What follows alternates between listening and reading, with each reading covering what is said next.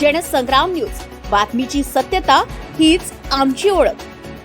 12 कोटीच्या शालार्थ आयडी घोटाळा प्रकरणी शिक्षणाधिकारी रवींद्र काटोलकर यांना अटक। शिक्षण क्षेत्रात खळबळ। 24 डिसेंबर 2021 ते 20 मार्च 2022 या कालावधीमध्ये वर्धा शिक्षणाधिकारी म्हणून सेवेत असताना बोगस शालार्थ आयडीच्या माध्यमातून शासनाच्या कोट्यवधी रुपयांची त्यांनी उचल केली होती।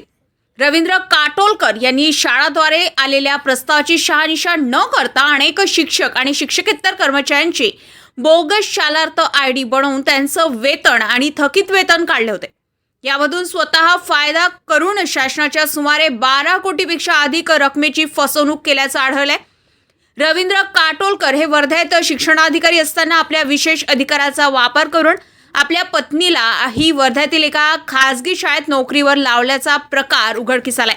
यात त्यांच्या पत्नीची सुद्धा चौकशी होण्याची शक्यता वर्तवली जात आहे। तपास करणाऱ्या पोलिसांना याबद्दल ठोस पुरावे मिळाल्यानंतर शालार्थ आयडी घोटाळ्याची चौकशी करणाऱ्या पोलिसांचे चमूने वर्ध्यातील नालवड येथे येऊन शिक्षणाधिकारी रवींद्र काटोलकर यांना नागपूर पोलिसांनी अटक केली असून त्यांना पोलीस कोठडीत ठेवण्यात आलाय।